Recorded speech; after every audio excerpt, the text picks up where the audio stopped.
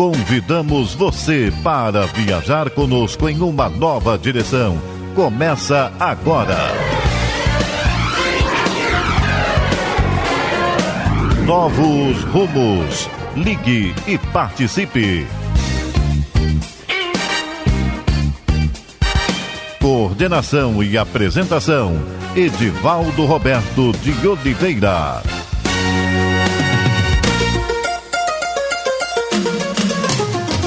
Olá, estimados e estimadas. Esta é mais uma edição do programa Novos Rumos por um Mundo Melhor. O que é que impele o homem à guerra? Esta pergunta ou questão é o tema da nossa edição de hoje. É importante considerar que esse tema, a guerra, a violência, tem estado conosco na história da humanidade desde os recuados tempos. Podemos dizer, à luz da doutrina espírita, que a guerra, a violência, acha-se no filme da história da humanidade, desde a hora inaugural, naquelas cenas iniciais dessa longa jornada humana, quando, de pé pela inteligência, assumimos espíritos que somos a condição de humanidade. Os dias da infância da inteligência, daquele período da nossa história aos dias de hoje, a violência acompanha-nos com uma sombra. Voltando àquele momento registrado pela história ou pelos mitos, temos na Bíblia, no livro primeiro, o Gênesis de Moisés, no capítulo 4, dos versículos 8º e seguintes, a descrição do primeiro homicídio. Dois irmãos, Caim e Abel, se desentendem, entram em conflito, movidos por interesses pessoais, as paixões humanas, a inveja de um sobre o outro. Está assim registrado no capítulo 4, no item 9. Disse o Senhor a Caim: onde está Abel, teu irmão? E ele respondeu: não sei. Acaso sou eu tutor do meu irmão? E disse Deus: que fizeste? A voz do sangue do teu irmão clama da terra a mim. Veja, Deus dialoga com Caim. Isto é simbólico, clamando pelo sangue do seu irmão, Abel, que ele houvera levado à morte. Repito, movido por paixões. É como se desde então o sangue do irmão Abel nos acompanha a história. Toda a violência de uns com os outros, que torna-se superlativo e se transforma em agressão, remete-nos a esse momento bíblico, fazendo-nos refletir. É como se guardássemos essa sombra no inconsciente coletivo da humanidade, expressão de Carl Gustav Jung, ou seja, o crime, o fratricídio cometido por Caim é uma sombra coletiva, arquetípica, que herdamos à humanidade na sua história, quanto cada um também na sua história individual. Uma e outra se cruzam no tempo. Não sem razão, diante dos dias atuais. Em uma cena atual do filme da história humana, um festejado jornalista e escritor, José Eduardo Aqualusa, que escreve semanalmente no jornal O Globo, assim diz: toda violência é um colapso da inteligência. Todos os conflitos armados representam um triunfo da maldade. No primeiro dia sabemos o nome do vencedor e quem irá perder. E ele prossegue, provocado pela o que ele chamou da bizarra cavalgada dos mercenários do grupo Wagner, um grupo que se opôs ao poderoso Vladimir Putin, o líder maior da Rússia. E ele diz que o episódio teve pelo menos uma virtude, pôs luz em um drama. O grupo de mercenários que encontra-se em terras da Ucrânia, promovendo a morte com crueldade. Antes já estivera esse grupo em territórios africanos. E o escritor Aqualusa vai trazendo essa realidade lamentável. O mercenarismo, diz ele, prospera aqui e acolá. Grupos financiados generosamente por políticos, por governos, têm promovido massacres aqui e acolá. Em seu artigo semanal, o escritor José Eduardo assim conclui: não existe guerras justas. Toda violência é um colapso da inteligência. Todos os conflitos armados representam um triunfo da maldade. Vencem sempre os fabricantes de armamento. Vencem os proprietários das empresas de mercenários.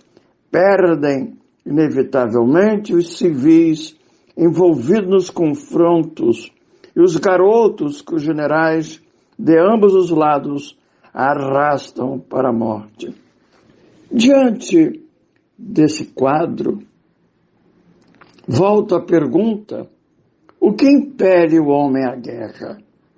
Essa questão encontra-se em O Livro dos Espíritos, no capítulo Lei de Destruição. É a questão 742, que vai merecer dos espíritos a seguinte resposta: predominância da natureza animal sobre a natureza espiritual e transbordamento das paixões. No estado de barbaria, os povos um só direito conhecem, o do mais forte. Por isso é que para tais povos O de guerra é um estado normal. À medida que o homem progride, menos frequente se torna a guerra, porque ele evita as causas, fazendo-a com humanidade, quando a sente necessária. Na busca das causas, de tentar entender a guerra, a violência, os conflitos armados que transbordam, chegando à crueldade, estudiosos têm se debruçado. Entre eles, encontramos um etologista. Etologia é um ramo da zoologia que estuda o comportamento específico de cada espécie. Seu nome, Konrad Lorenz, austríaco, que recebeu o Prêmio Nobel de Medicina e Fisiologia em 1973, que afirmou que a agressão defensiva faz parte da natureza humana e considerou toda e qualquer agressão humana como consequência de uma determinada agressão biológica, mesmo a paixão de torturar ou de matar, que se altere da força benéfica a outra destrutiva, e atribui tal coisa a fatores diversificados. Seus estudos realizados com chimpanzés demonstram que mesmo possuidores de intensa carga defensiva, esses animais nunca se mostraram torturadores ou assassinos, o que os distingue dos humanos, que são os únicos primatas que torturam e eliminam o de sua própria espécie sem qualquer motivo biológico, econômico ou social que o justifique, porém pelo patológico prazer de assim proceder.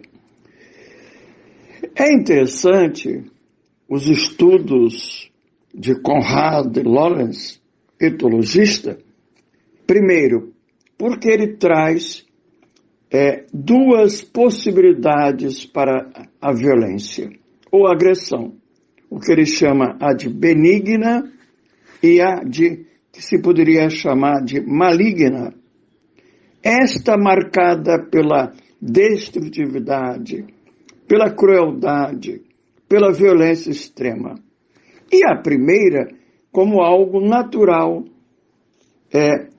da nossa condição humana, na precedência da nossa história animal. Ou seja, ele leva ao instinto aquele a que se referem os espíritos na resposta à questão 742.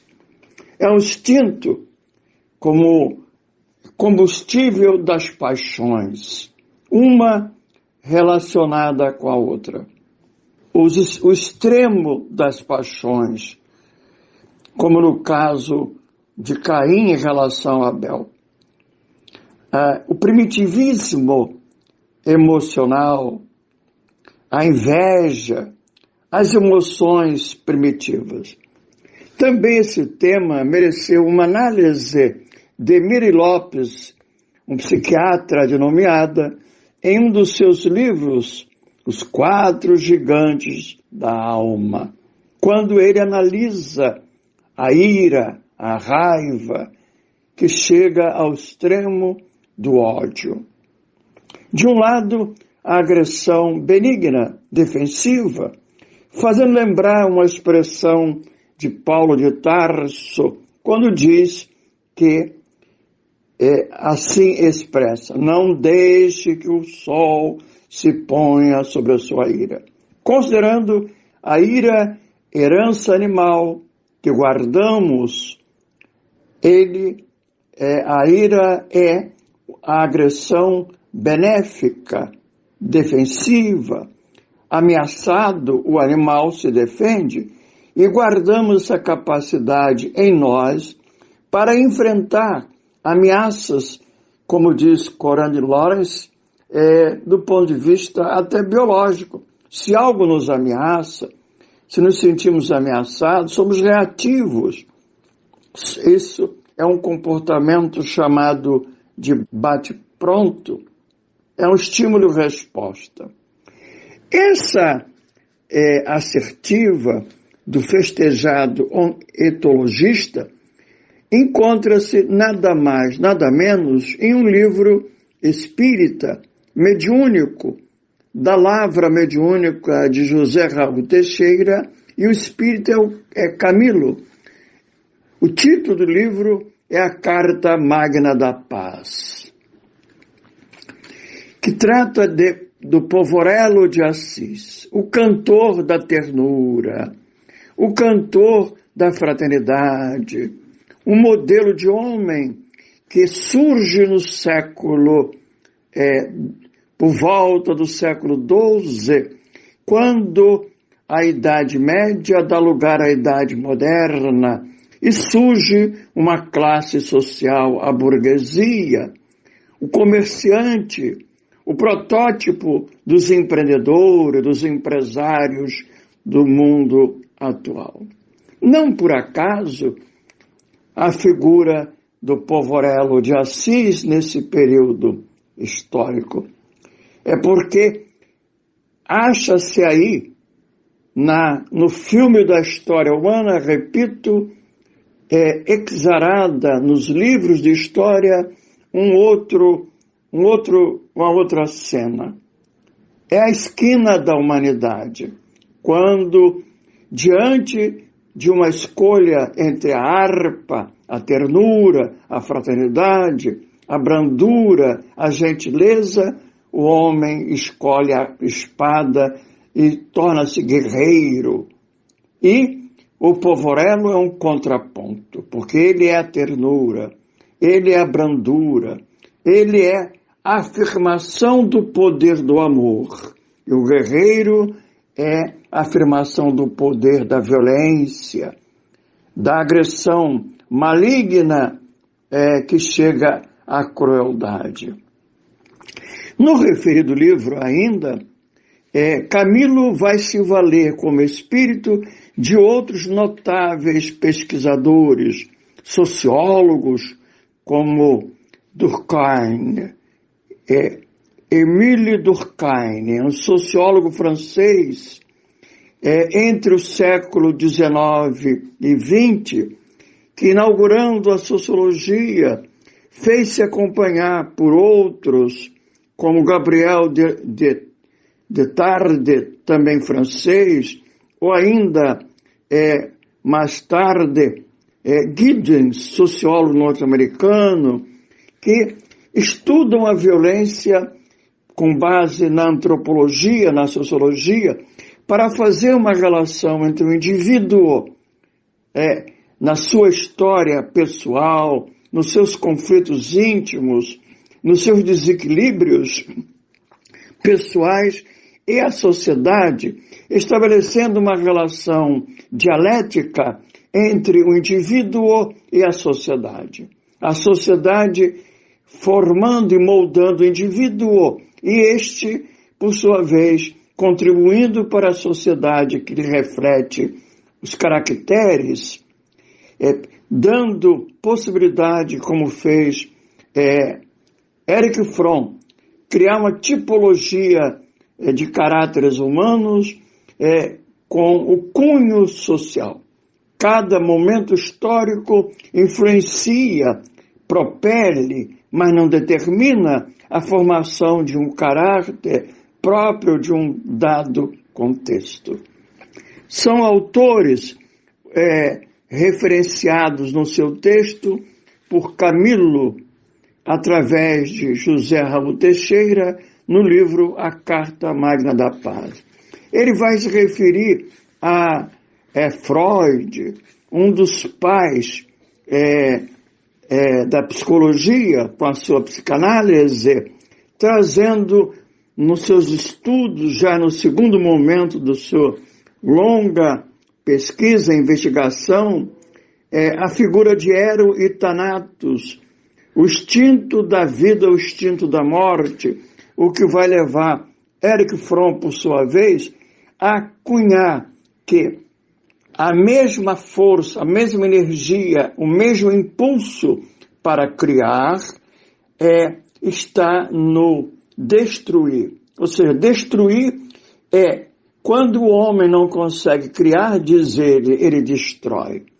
São análises importantes para que compreendamos a violência. Bom, caminhando para concluir esse primeiro bloco, o que eu quero trazer, frisar, quando eu tomo o livro de José Raul Teixeira, é para mostrar que espíritos, isso tem acontecido com Joana de Ângeles, por exemplo, para analisar um tema que se acha no livro dos Espíritos, em uma das suas capítulos e pergunta específica, a 742. O livro dos Espíritos, obra basilar da doutrina escrita no século XIX, em sua segunda metade, repito, Espíritos como Camilo, em um livro, A Carta Magna da Paz, ou Joana de Ângeles, em vários outros livros, pelas mãos de Divaldo Franco, vão dialogar com as ciências de atualidade, algumas que começaram no próprio século XIX, o de Kardec, para mostrar o uso do que se chama dialogismo, para aprofundar temas que a doutrina espírita nos propõe, mostrando que o espiritismo toca em todas as questões que interessam à humanidade, que a doutrina espírita trouxe uma cultura, ou seja, uma nova ordem de ideias, como um conjunto de conceitos que se objetivaram em livros, os primeiros, os básicos, ou os livros de atualidade, como os livros da Lavra Mediúnica de Chico Xavier, de Divaldo Franco, José Raul Teixeira e outros, mas que nos dias atuais, a cultura espírita que lança luz à cultura humana, ao conhecimento humano, portanto, há que haver um diálogo entre a cultura espírita e a cultura em geral. Uma e outra, num processo dialético, se retroalimentam. Não dá para entender a cultura humana sem se utilizar dos recursos espíritas, porque vai ampliando, traz a imortalidade da alma. Para entender a violência, há que se entender a história do homem, que não está circunscrita à trajetória berço-túmulo, há que se utilizar o motor da reencarnação, há ainda que se utilizar a relação entre duas sociedades, esta dos encarnados com aquela dos desencarnados, via mediunidade, entramos aí no quadro das obsessões, como um dos fatores que está para explicar a violência e assim por diante. Bom, vamos aqui encerrando o primeiro bloco e daqui um pouco mais retomaremos o tema. Continue participando, está no ar. Novos rumos.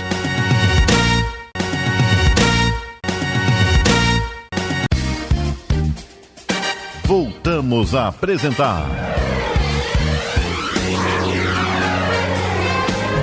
Novos Rumos. Ligue e participe. Coordenação e apresentação, Edivaldo Roberto de Oliveira.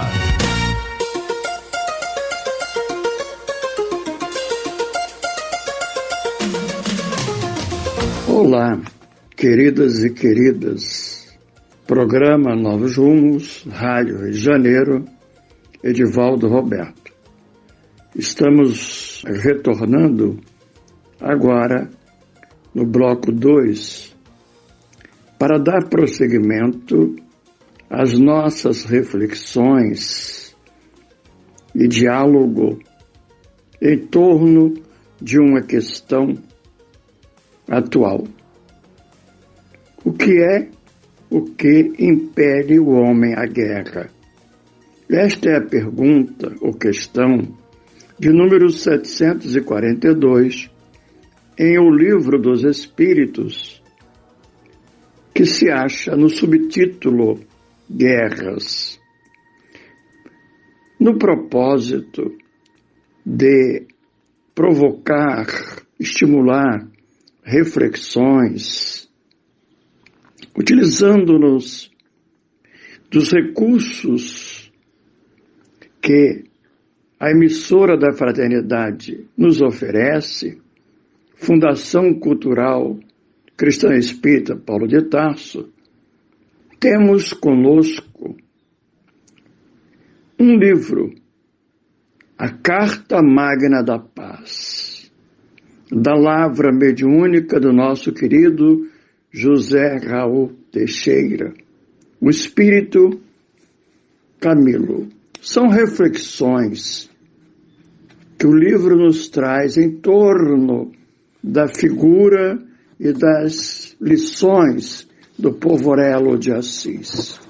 Abrindo o referido livro, na página 12, assinalamos: depois da vinda do Cristo, com maior entendimento das coisas, inicia o Ocidente a sua busca de paz como fator de maturidade, como demonstração de ventura para o ser.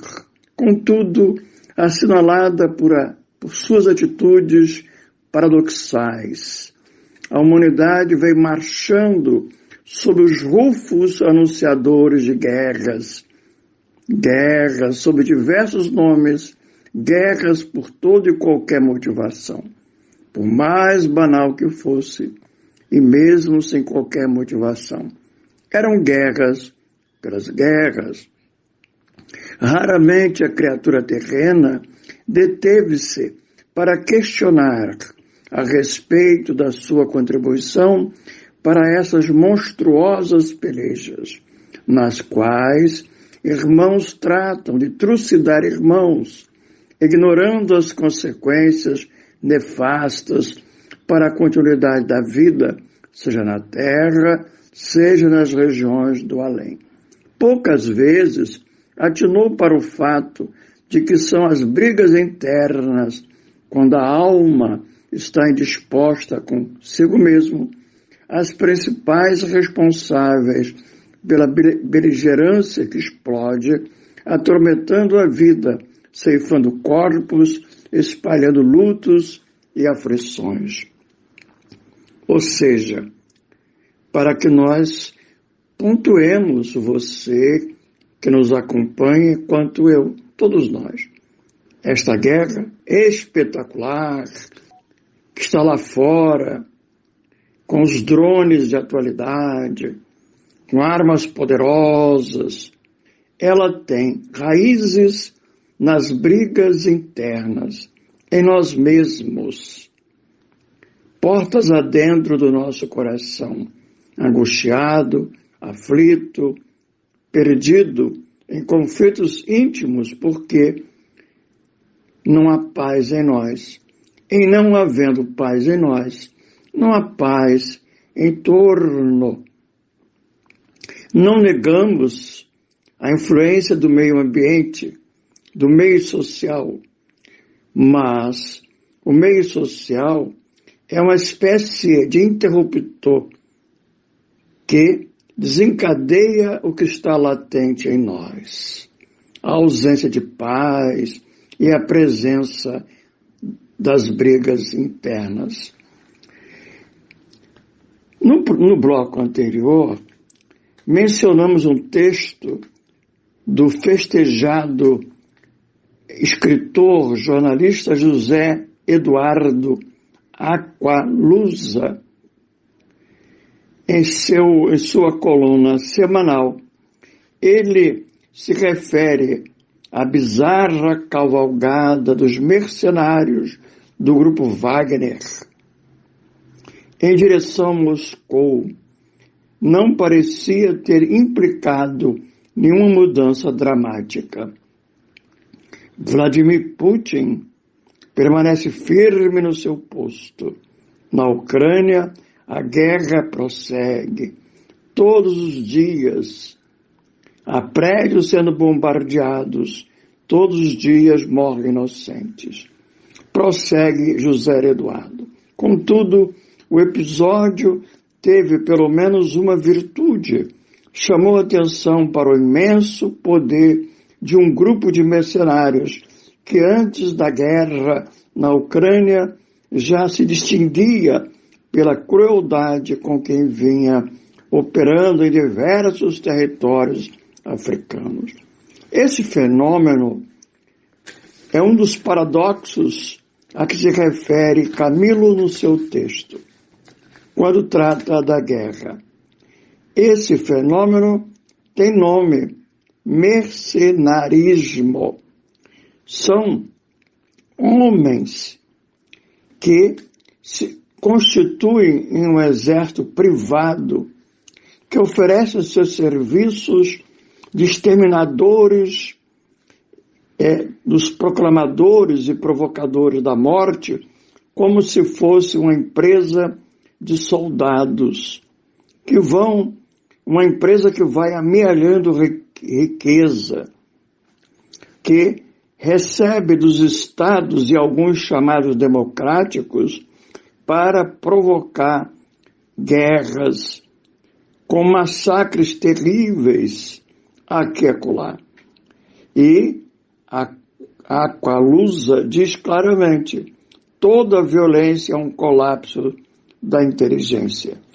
Todos os conflitos armados representam um triunfo da maldade. Dito isso, voltamos à resposta dos Espíritos à questão 742 do Livro dos Espíritos. Eles dizem: à medida que o homem progride, menos frequente se torna a guerra, porque ele, o homem, lhe evita as causas. O livro do nosso Camilo Espírito, pelas mãos de José Raul Teixeira, propõe que estudemos as causas. Como já foi dito, elas se encontram em parte no próprio homem. Daí porque, valendo-se de pensadores que têm estudado a violência, como Corrende Loris, um etologista, ou sociólogos como o Émile Durkheim, um francês do século XIX e XX, ou ainda um filósofo alemão, Edmund Husserl, Camilo vai nos propondo que, para entender a violência, chegar às causas, nós temos que mergulhar numa espécie de anamnese, usando o bisturi da reflexão nas carnes de nós mesmos. E vamos encontrar as paixões, o primitivismo emocional predominante, a raiva, a inveja, o ciúme, a ganância. Eis porque é possível entender o que está na questão 742, quando os espíritos colocam algo que é um paradoxo. Vou repetir: porque ele evita as causas, fazendo-a com humanidade quando a sente necessária. O que os espíritos estão trazendo de maneira pedagógica é que, se estamos num processo de evolução, sobretudo desde a presença de Jesus entre nós, como diz claramente Camilo, A mudança, sair da barbárie, sair desse estado primitivo, onde predomina a natureza animal, é um processo longo, como foi dito, de caráter pedagógico. A mudança não virá de pronto, será um processo de educação, para que saiamos do mau uso da chamada agressão benigna, que é uma característica de herança do homem, da sua condição anterior animal, a agressão, a força, essa energia que ele utiliza para se defender, ele vai cada vez mais usando-a, se aproximando do seu uso e abandonando o uso da agressão maligna. Nessa marcha, que também é uma contramarcha, a resposta dos espíritos dizem com muita clareza que, fazendo-a com a humanidade, depois de 2 guerras tenebrosas no século XX, tratados foram escritos, e entre as leis e normas está interdita a crueldade. Daí os chamados crimes de guerra. É todo um processo demorado, porque é um processo de mudança cultural. Por enquanto, e por algum tempo talvez, nós estamos mergulhados na cultura ocidental, na chamada cultura do patriarcado europeu, que tem como origem a Europa. Após a invasão dos bárbaros, sobretudo a partir do século XII, quando surgiu a sociedade burguesa, a Idade Moderna, o homem, diante de uma escolha entre a harpa e a espada, escolheu a espada. E a vem utilizando de maneira declarada. Hoje são os drones mortíferos. Quando não, ele é guerreiro nos negócios. Ainda agora, 2 poderosos empresários de mídias, um do Facebook, outro do Twitter, estão chamando um ou outro para briga de fato. Vão brigar, literalmente, vão para um ringue se esbofetear. Esse é o homem guerreiro de atualidade, fruto do patriarcado europeu que permanece, que tem seus mitos, quais sejam obsessão pela máquina. Esse é um dos mitos marcantes, as máquinas, os robôs, que têm nos dominado e nos robotizado. Segundo, a convicção de que o sentimento, a intuição e as emoções são modos primitivos e imaturos de pensar. 3, a convicção de que a natureza e os seres vivos do sexo feminino devem ser controlados e afastados das posições de poder.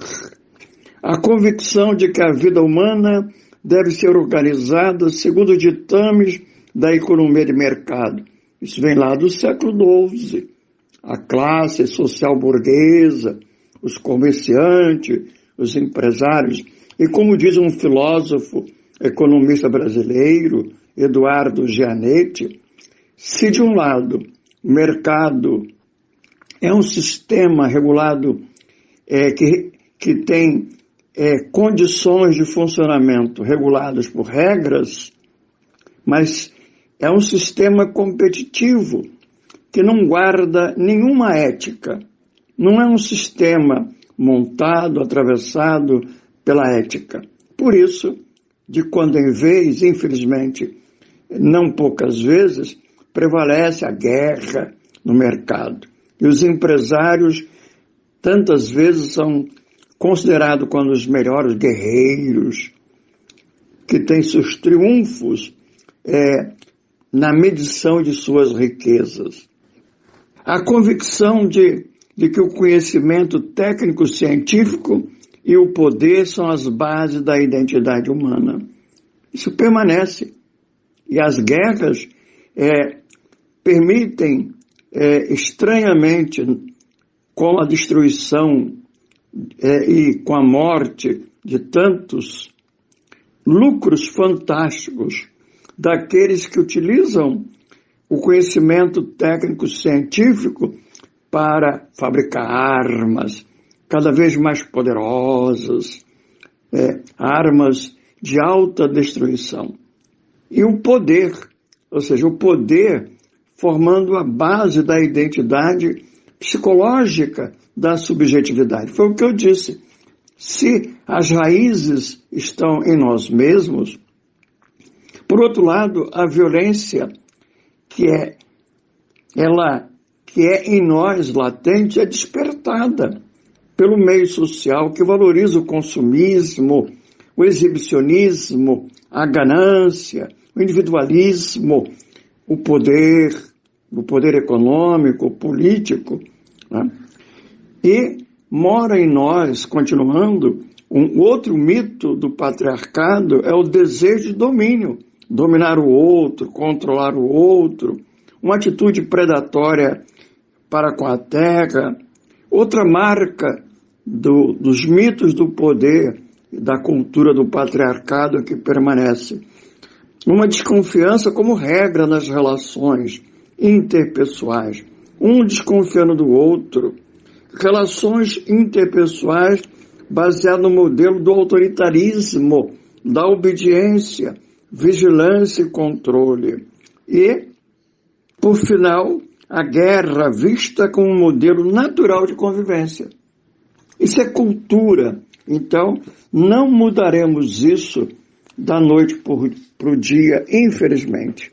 Por isso é que os Espíritos, de maneira muito clara, deixam-nos entender que a guerra é, por enquanto, necessária, mas já afirmam que, ao praticá-la, por enquanto, o homem tem que se distanciar da crueldade. Para melhor entender esses fenômenos, o Camilo, se valendo de Carl Gustav Jung, se refere ao inconsciente coletivo ou ancestral. Ou seja, as nossas experiências reencarnatórias deixam-nos marcas que são símbolos, valores, fruto da experiência do conjunto chamado humanidade, uma experiência acumulada através dos tempos. É como se, ao reencarnar, além da nossa própria história íncita em nós mesmos, trouxéssemos, e é isso que o Jung chama de inconsciente coletivo, esses símbolos, esses valores construídos coletivamente, uma herança da própria humanidade. E assim, o indivíduo ele é atingido pelo meio que está fora, mas está dentro dele. Esse meio no qual ele se move, esse meio social, que tem uma cultura, que é um modo de viver, de fazer, são crenças, estão fora, mas estão dentro dele também. De tal maneira que a personalidade se desenvolve através de um contínuo processo de admitir, selecionar, de integrar ou rejeitar estímulos e normas partidos do meio que a cerca, pois que ninguém vive isoladamente, como se existisse um vácuo social. Dessa peleja entre a pressão ambiental do meio social, mas que o próprio homem ajudou a construir nos seus processos reencarnatórios, e o indivíduo é que surgem os conflitos. Muito bem. Pensando nisso, como é que vamos caminhar? Qual é o caminho para encontrar a paz? Voltando ao livro do nosso José Raul Teixeira, médium, com as palavras do Espírito Camilo, a Carta Magna da Paz, queremos concluir o nosso programa de hoje. Diz ele: quando no ocaso do século XII chega às brumas do mundo a figura de Francisco de Assis, ele traz no bojo dos seus compromissos para com a vida a necessidade de instigar os corações humanos até onde sua influência pudesse alcançar. A compreensão da importância da paz e da validade e oportunidade de buscá-la com a sua própria vida demonstra que se pode experimentar os prazeres materiais até onde se suporta e que também se pode renunciar a tudo, como ele próprio fez, um jovem do seu tempo, de uma família burguesa, rica, e ele nos dá um exemplo, porque ele rompeu com os pseudos valores do seu tempo. Como é possível romper com os falsos valores de atualidade? E esses valores falsos do meio ambiente que nos estimulam à violência, que nos escravizam, nós podemos superá-los. Ele, o Povorero de Assis, é um exemplo luminoso que permanece. Ele nos apresentou a alegria longe do caldo de cultura da viciação, a jovialidade sem a ganga da perversão e da criminalidade. Com a sua saga, mostrou o quanto é capaz a alma, assinalada pelo espírito de serviço, quando se dispõe a tornar-se instrumento feliz sob a inspiração divina, sem apelar para os discursos vazios e acomodatícios da inexperiência. Com o mesmo vigor com que viveu as coisas tipicamente do mundo, por um breve tempo, como jovem do seu tempo, Francisco de Assis, mais do que vivenciou o amor de Deus sobre o mundo, escandalizando a hipocrisia do seu tempo, desmascarando os orgulhosos e abatendo com sua humildade as presunções dos tempos temporais. Livro maravilhoso, A Carta Magna da Paz, José Raul Teixeira. Eu recomendo o livro, que você o procure, que você o leia. E, por fim, o mestre Galileu atua, desenvolve a sua missão nos idos distantes de sua época e, compreendendo a importância da magnífica virtude para a vida humana, assevera, sensibilizado: deixo-vos a paz vos dou, mas não vou-la dou como dá o mundo. Em verdade, a paz é um valor que não se transfere, é uma bênção que não se ganha, que não pode ser obsequiada a outrem. É preciso, para ter a paz, trabalhá-la nas portas adentro do próprio coração. E aqui concluímos nos deixando envolver pela figura doce, terna do Povorero de Assis, que ele nos toque o coração, para que nos possamos enternecer e que a paz nos envolva por inteiro, e quando ela se fizer em nós, ela também se fará no mundo. Deixaremos de ser guerreiros, nos tornaremos brandos e pacíficos, e a nosso comportamento em a sociedade passará a ser da brandura, da gentileza, da ternura, da compaixão. Que assim seja.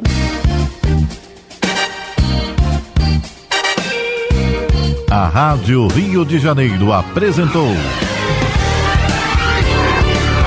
Novos Rumos.